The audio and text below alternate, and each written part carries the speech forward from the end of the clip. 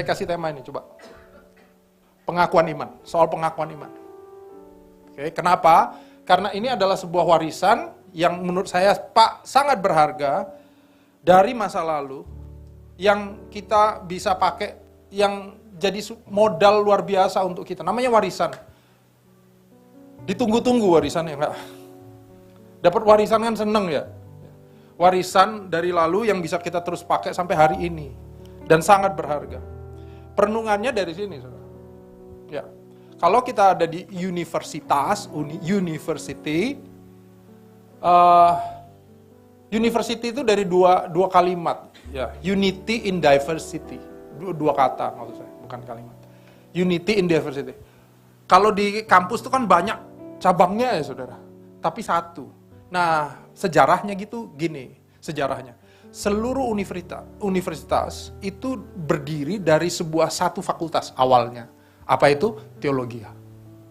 Jadi teologi, sumber, kemudian berkembang jadi semua.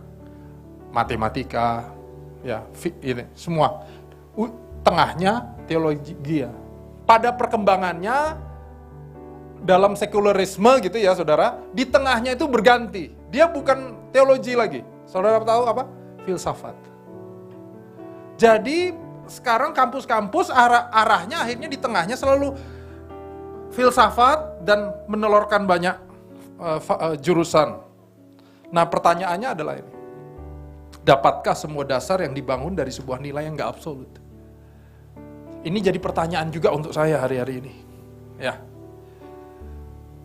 Karena kekristenan dibangun oleh sebuah dasar yang absolut. Firman Tuhan. Bagaimana sebuah filsafat, pemikiran, sebuah teori bisa bisa menjadi sebuah landasan yang tidak bergoncang. Bisa nggak dibangun di atas itu? Bisa, tapi bisa bergoncang gitu. Ya nggak? Orang bertanya-tanya tentang Kristen progresif. Berkembang gitu, sesuatu yang berkembang. Masalahnya kalau berkembang nggak ada dasarnya, mau berkembangnya kemana? Terserah yang mau kembangkan, ya nggak saudara? Tuhan Yesus itu progresif banget, sangat progresif. Banyak hal baru, tapi dalam doanya dia bilang gini di Taman Getsemani, bukan kehendakku, tapi kehendakmu. Boleh berkembang, tapi rooted. Boleh berkembang, tapi berakar gitu loh. Kalau kita berkembang terus, nggak ada dasarnya tuh. Mau kembang kemana? Mana yang benar, mana yang salah? Tergantung siapa yang berkembang. Nah, kalau waktu bergantung sangat subjektif jadinya. Atau buahnya yang bahaya untuk saya adalah, bukan bahaya. Apa ya? Yang kita lihat dalam hari-hari ini pelayanan kita, terjadi kesenjangan di mana buah pelayanan praktis hari-hari ini nggak bersumber dari iman yang benar. Jadi misalnya gini ya, saudara mau jadi usher, mau, amin. Apa? Melayani itu kan bagus, amin. Bagusnya kenapa? Oh iya, supaya aku membantu yang lain. Iya, membantu itu bagusnya kenapa? Karena aku memang suka bantu. Oh, itu lihat tuh. Kayaknya bagus ya, tapi ternyata dasarnya suka. Apakah kita melayani karena kesukaan kita? Coba cek hati. Harusnya kan kita melayani karena Tuhan. Karena seringkali saudara kita bagi hidup sama orang tuh nggak suka. Bener loh. Kita cuma suka bagi hidup sama orang yang kita suka. Tapi kalau bagi hidup sama orang yang kita... padahal firman Tuhan bilang, kasihilah musuh. Musuh aja kita kasihi. Ajaib nih. Jangan-jangan iman kita mendasari pelayanan ini salah. Kenapa tim musik mau melayani? Saya berdoa kalian tidak melayani karena aku memang sudah punya talentanya. Iya sih. Ya. Tapi di atas itu karena ada Tuhan yang mengaruniakan itu. Kalau cuma soal talenta, kan lebih banyak talenta orang yang bisa dipakai untuk jangankan musik. Nah hari ini makanya saya mau sedikit kita melihat pengakuan iman. Kenapa? Pengakuan iman yang kita lakukan setiap bulan di sini itu menjadi sesuatu untuk memberi dasar kita. Oke? Oke. Teman-teman, Bapak Ibu, coba lihat ya, manfaat pengakuan iman. Saya mau berbicara dari 3 hal ini aja. Konteks pengajaran, bahaya ajaran sesat, dan konteks kesatuan tubuh. Terutama di nomor 3, itu paling penting hari ini. Sangat perlu untuk kita hari ini. Nah, konteks pengajaran artinya gini. Ya. Pengakuan iman merupakan intisari. Jadi dia tuh intisari ya saudara. Jadi kalau nanti kita lihat pengakuan iman rasuli, ya, yang menjadi dasar banyak pengakuan iman, banyak sinode. Dia terdiri dari 12 bagian tuh, 12 bagian yang dibahas di sana. Dia cuma intisari dari kepercayaan orang Kristen. Roma 10 ayat 10, mari kita baca. Nih, 1, 2, 3. Karena dengan hati orang percaya dan dibenarkan, dan dengan mulut orang mengaku dan diselamatkan. Ya.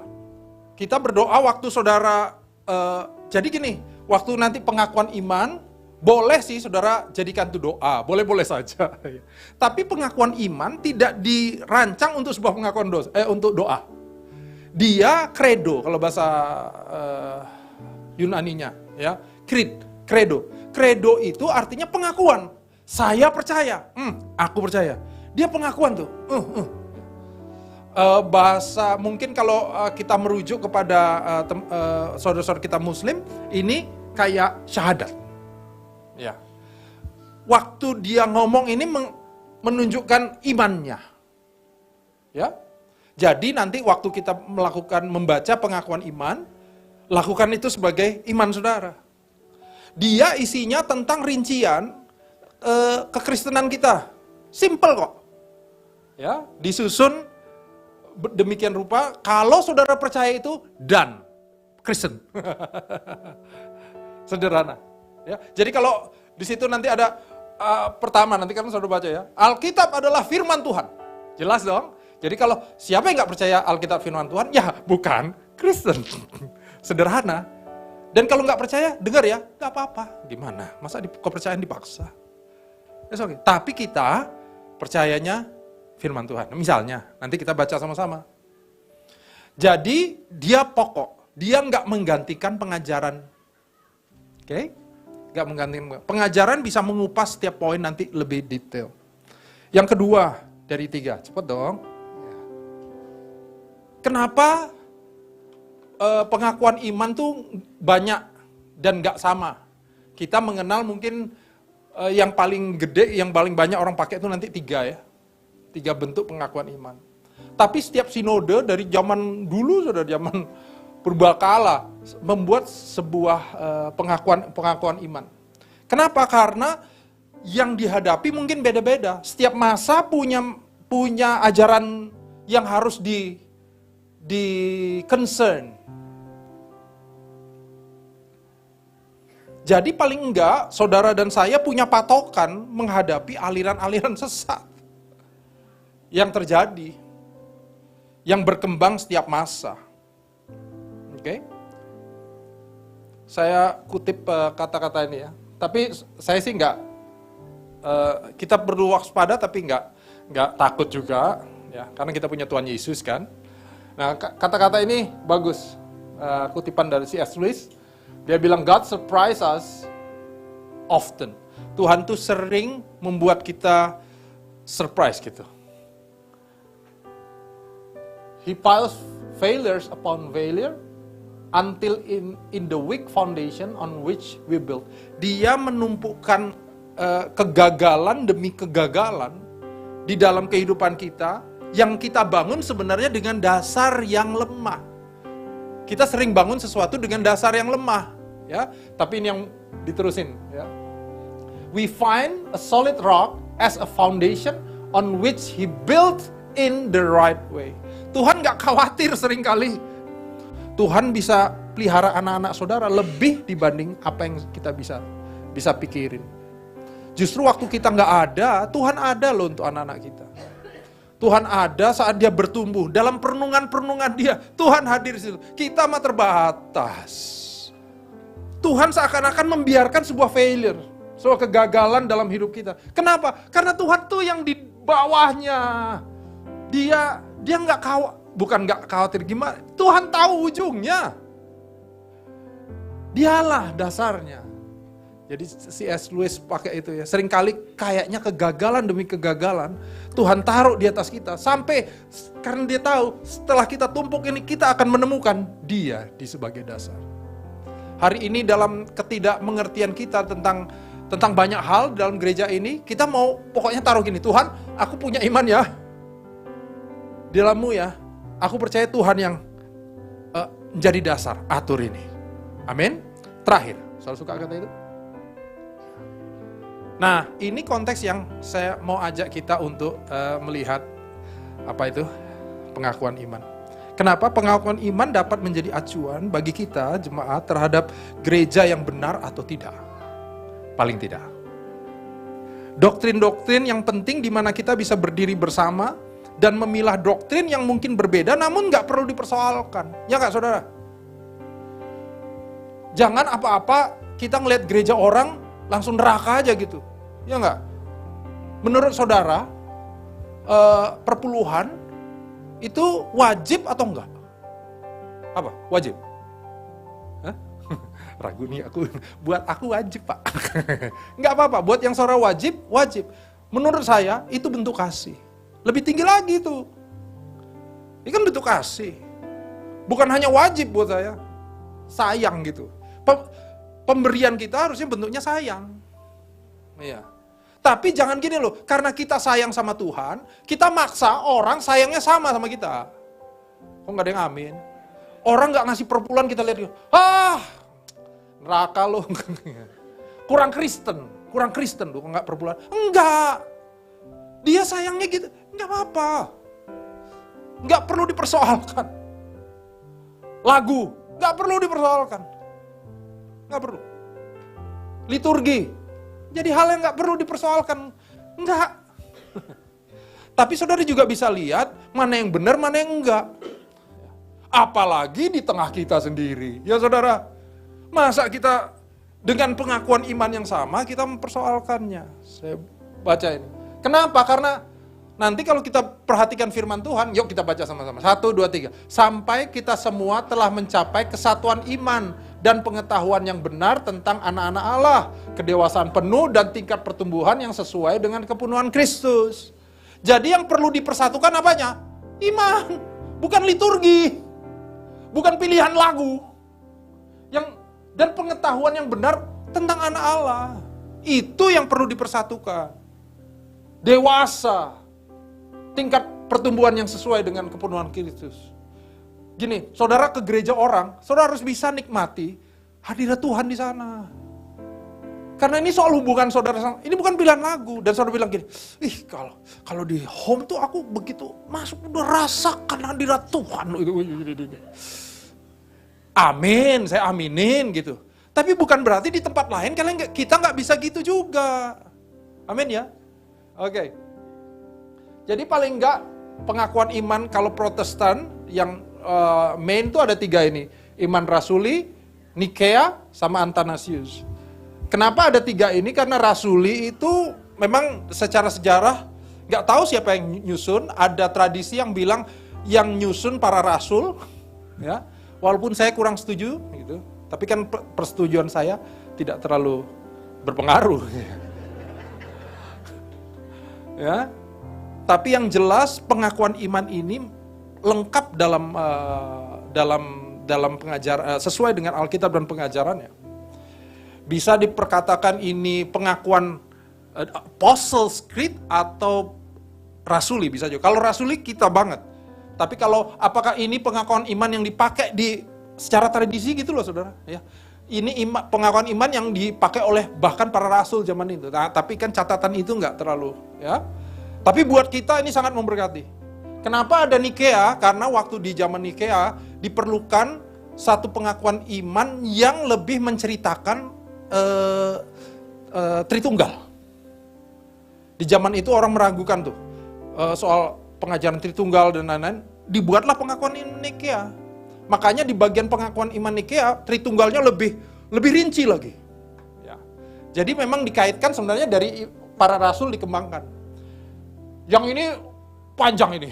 Karena ini pingin menerangkan soal kristologinya. Bahwa Kristuslah yang diutus Tuhan. Jadi panjang saudara. bisa pakai berapa pasal gitu. Bisa jadi bahan ujian itu.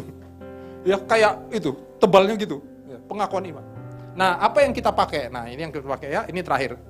Slide-nya terakhir. Ini pengakuan iman rasuli. Ya. Ini pengakuan yang kita sering baca di GBI. Sebenarnya ini pengakuan iman GBI yang diringkas. Pengakuan iman GBI itu sebenarnya 12 bagian juga, tapi dirinci lebih ringkas, kira-kira mungkin dua lembar HVS gitu, panjang. Nah, jadi untuk teknikal di gereja, GBI meringkasnya dengan ini. Nah, apa isinya? Oke, kita lihat ya, singkat ya. Alkitab firman Allah, percaya? Puji Tuhan ya. Karena ada yang merasa Alkitab kayaknya bukan firman Allah deh. Dia kontradiksi tuh. Suka kontradiksi dia tuh. Lukas ngomong lain, Petrus ngomong lain, si itu ngomong lain. Ya iyalah, lain, orang yang nulis lain. Masalahnya seringkali itu bukan kontradiksi, itu complementary. Ya enggak? Saudara sepakat, hari ini saya yang khotbah, sepakat ya? Tiba-tiba, Sugi catat, Pastor Semi khotbah pakai batik. Ya enggak? Boper karena yang ngasih batik saya ini, dia nyatat, Pastor Semi pakai baju yang saya kasih. Yang saya kasih batik enggak? Ya kalau tanya Boper dia tahu, tapi orang dengar catatannya, wih salah nih kayaknya. Dia bilang pakai batik. Boper bilang baju yang dikasih. Padahal memang batik yang dia kasih, ya sama aja. Itu complementary, bukan bertolak belakang. Oke, Allah Esa itu Tritunggal. Nah, untuk orang Pentakosta tidak merasa diperlukan lagi menjelaskan Tritunggalnya itu apa. Nah, kalau di GBI nanti saudara di penjelasannya ada, tapi untuk pengakuan iman kita enggak. Yesus lahir, nah kalau gini cepat orang Pentakosta, ya kan? Kenapa? Dia lahir, mati, naik ke surga, juru selamat, pengantara kita, raja segala raja. Amin. Selesai. Kita amin tuh. Manusia bertobat, harus bertobat, beriman, diampuni, dibenarkan, dilahirkan baru. Nah ini Pentakosta sekali. Dibaptis, hidup suci. Bahasa roh, tanda awal. Lihat ini, untuk GBI, makanya dimasukin ya. Bukan satu-satunya tanda. Lagi ya, bukan satu-satunya tanda. Dan juga bukan gini, nggak ada bahasa roh. GBI itu tengah. Kenapa nggak nulis bukan satu-satunya tanda? Karena buat GBI perlu didorong orang berbahasa roh. Ya, nggak berbahasa roh, janganlah. Itu penting.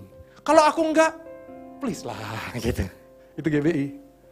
Jadi ini bukan tanda keselamatan ya. Gereja melakukan perjamuan kudus, kesembuhan ilahi. Tuhan Yesus datang kembali, ada kebangkitan tubuh. Ini juga Pentakosta sekali. Ya. Ada yang nggak percaya ada 1000 tahun hukuman kekal, gitu. Tapi intinya sama ini. Okay? Jadi ada beberapa hal yang ditambahkan di Pentakosta hanya untuk menjelaskan iman saudara, iman kita.